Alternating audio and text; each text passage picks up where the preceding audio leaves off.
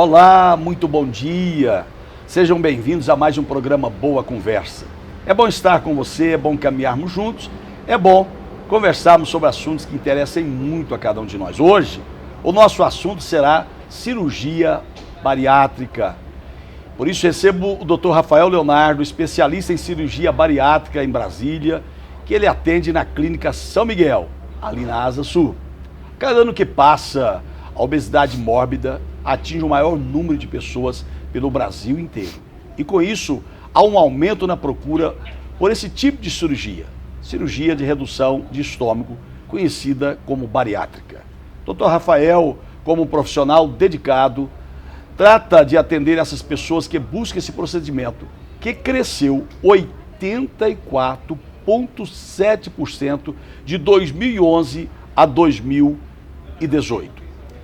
Dr. Rafael tem se tornado um especialista nesse tipo de cirurgia e nós vamos conversar um pouco mais sobre esse assunto. Dr. Rafael, muito obrigado por sua presença. Bom dia. Bom dia. Eu agradeço o convite. É sempre um prazer, uma honra falar sobre esse assunto, né?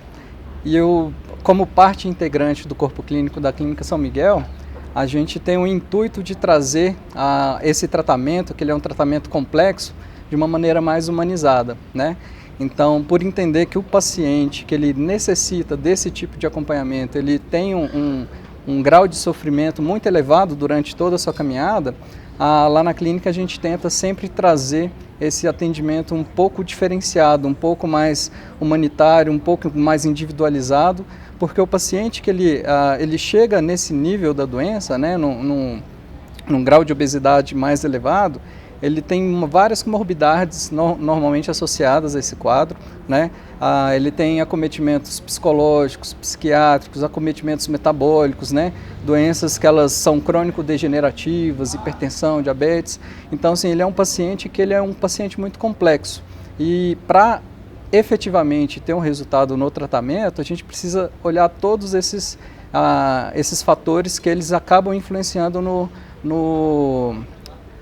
bom resultado que a gente espera desse paciente. Então, assim, para mim, que sou especializado nessa área, é sempre um prazer trazer essa informação de qualidade e estimular esse tratamento mais humanitário, mais completo do paciente que necessita dos nossos conhecimentos técnicos, né? Então, agradeço muito o convite mais uma vez. Seja bem-vindo, Dr. Rafael, mas é claro, eu não poderia deixar de fazer uma pergunta. A obesidade é doença? Sem dúvida nenhuma, né? E isso, na verdade, não é uma definição que nós, médicos, definimos, né? Isso, quando a gente olha o Código Internacional de Doenças, que é conhecido como CID-10, ela é indexada lá. Então, na verdade, isso é um reconhecimento da Organização Mundial de Saúde, né? E a obesidade, basicamente, ela é definida uma relação corporal entre o peso e a altura, que é o famoso IMC. Então, a gente pega o peso do paciente, divide pela altura desse paciente, esse resultado a gente divide pela altura novamente. Quando esse cálculo ele dá acima de 30, aí a gente considera que o paciente está obeso, que ele tem um excesso de peso, digamos que começa a prejudicar o organismo dele, né? Existe uma certa graduação da obesidade, a gente costuma graduar ela basicamente em 3 níveis, né? Entre 30 e 35, obesidade grau 1, entre 35 e 40, obesidade grau 2 e acima de 40, obesidade grau 3, que antigamente era até nomeada como obesidade mórbida. Por conta do termo pejorativo, a gente tenta evitar esse termo mórbida, a gente prefere usar o termo como obesidade muito grave, né, ou obesidade grau 3 simplesmente. A obesidade ela é uma doença que ela tem uma herança genética muito forte, né? Então, assim, alguns estudos eles trazem que, por exemplo, filhos de 2 pais obesos têm 80% de chance de ser obeso, filho de um pai não obeso, e um pai ou uma mãe, né?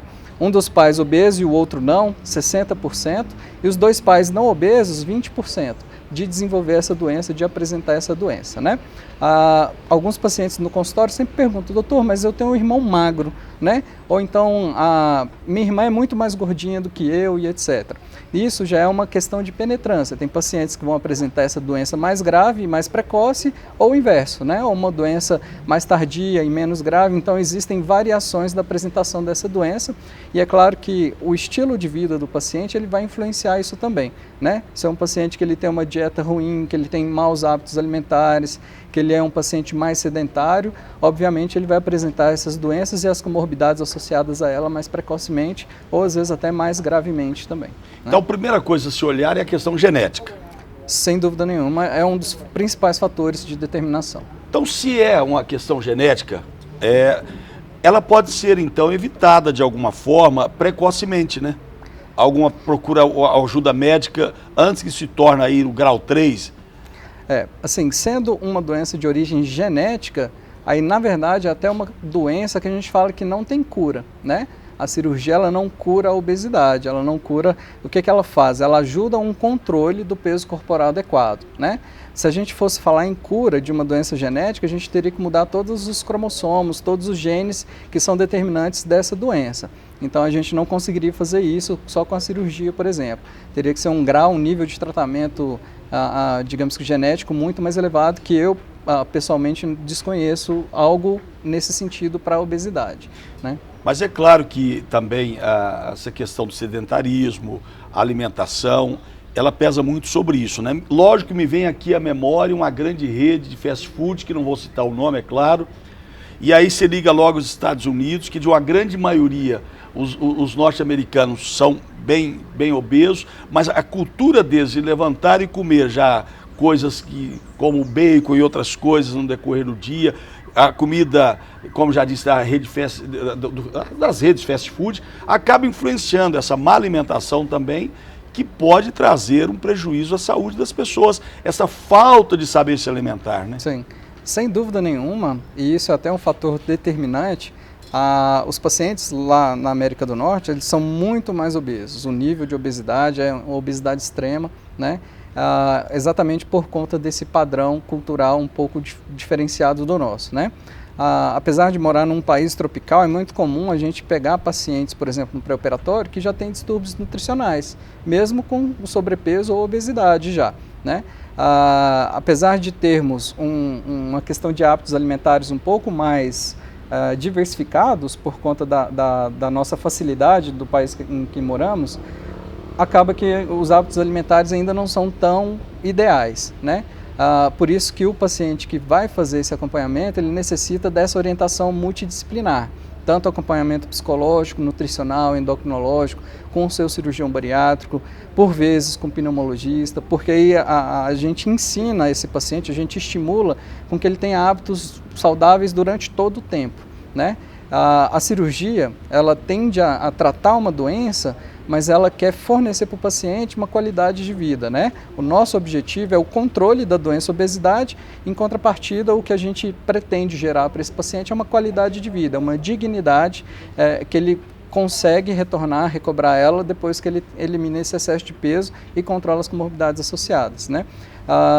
O padrão alimentar, ele é bem diferenciado, tanto que os níveis a maioria dos pacientes que a gente acaba operando aqui no Brasil normalmente são mais as meninas, né? Mais as mulheres que acabam procurando...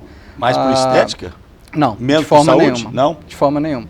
O que a gente percebe é que mulheres ainda na idade jovem, ali em torno de 35, 45 anos, por conta de desbalanço hormonal, pós-gravidez, inúmeros fatores, elas acabam apresentando doença obesidade e com isso elas acabam apresentando também resistência insulínica, pré-diabetes, diabetes, hipertensão, dislipidemia, que é colesterol e triglicerídeo elevados, gordura no fígado, que é a famosa esteatose hepática, né? E todas essas comorbidades, elas evoluem. Normalmente elas têm uma piora durante o envelhecimento, né? E preocupadas que são com a saúde, ainda bem que as meninas são mais preocupadas, né? Nós, homens, deveríamos ser mais preocupados também com a nossa saúde, elas acabam procurando mais. Assim, é por questão de padrão, de comportamento mesmo.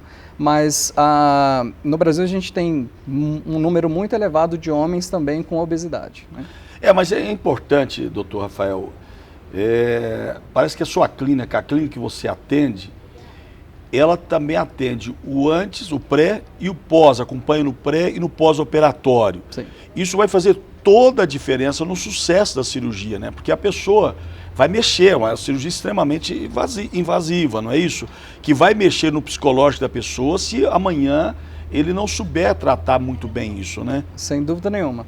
Eu costumo explicar sempre para os pacientes em consultório que a parte do cirurgião bariátrico, ele é meio que tentar orientar de forma geral. A gente tem uma visão mais ampliada de todo o tratamento e a gente bate muito nessa tecla do multidisciplinar, né? O paciente ele tem que fazer uma reeducação antes da cirurgia, ele tem que manter esses bons hábitos após a cirurgia. O paciente ele tem demandas de cunho psicológico antes, né? Eu falo assim, o mundo não vai parar para você operar. Então, você vai ter problema em casa, você pode ter problemas no emprego, isso tudo pode ser, digamos que, gatilhos para distúrbios alimentares, né? Alguns pacientes, às vezes, literalmente descontam na comida alguma frustração, alguma raiva, alguma tristeza, né? Que é o que a gente tenta tratar, que é as compulsões alimentares. Mas né? isso se torna um vício também, essa compulsão? Porque, pelo que o senhor falou ainda há pouco, o seguinte, bem, muita gente entra na bebida alcoólica, nas drogas, e acaba se tornando um vício. Então, essa compulsão alimentar também é um vício? A compulsão alimentar, de certa maneira, é considerada assim um vício em se alimentar recorrentemente, né? Uhum. E, assim, o profissional mais adequado, que tem um conhecimento técnico específico para falar a respeito, seria o psicólogo bariátrico, porém a gente acaba tendo uma certa imersão também nesses assuntos, até para identificar esse paciente e poder encaminhá-lo para o profissional especializado. Quer dizer que existe um psicólogo específico também para cuidar desses pacientes bariátricos, é isso? Normalmente tem o especialista, porque as demandas, elas acabam sendo específicas, né? Existem relatos, por exemplo, de pacientes que acabam tendo distúrbio por alcoolismo, graças a Deus assim, é muito restrito, e a gente observa que isso acaba acontecendo nos pacientes que abandonam o tratamento, que não fazem esse acompanhamento regular, pacientes que às vezes não se reconhecem, né? Que eles não conseguem se identificar mais ao se visualizar no espelho. Então, todo esse acompanhamento ele é importante, por isso que o acompanhamento pós-operatório ele é fundamental também, e ele é, digamos que, o que vai definir o bom resultado a longo prazo. Por isso que o paciente pós-cirurgia bariátrica ele nunca recebe alta. Ele se dá alta a maioria das vezes, mas ele nunca recebe alta. Tem que ter essa consciência que vai precisar de um acompanhamento para o resto da sua vida. Para o resto da vida, né? E o acompanhamento é como se fosse uma revisão de um carro que a gente faz para o carro não quebrar. Seria mais ou menos essa ideia. A gente fica de olho, faz exames regulares para ver se está tudo bem. Se estiver tudo bem, vida normal. O que a gente pretende realmente é dar uma dignidade, dar uma liberdade para o paciente viver normalmente. E isso é o que é o objetivo da cirurgia. Então, eu acho que o Dr. Rafael foi muito didático naquilo que ele falou, essa questão da cirurgia bariátrica, é como se fosse uma revisão, mas essa revisão num carro normalmente é anual. E esse acompanhamento passa a ser anual ou tem períodos disso? Ele passa a ser anual após o primeiro ano de pós-operatório. Isso é um pouco variável entre os cirurgiões. Eu gosto de fazer uma revisão com uma semana, 1 mês, 3 meses, 6 meses, 12 meses. Após essa revisão de 12 meses, a gente anualiza essa visita, que é mais uma visita proforme, né?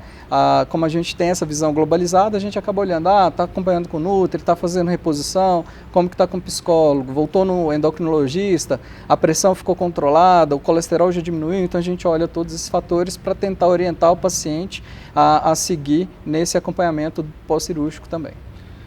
Estamos recebendo aqui o Dr. Rafael e no próximo bloco continuaremos a conversar um pouco mais sobre esse assunto. Permaneça conosco, porque voltamos daqui a pouquinho.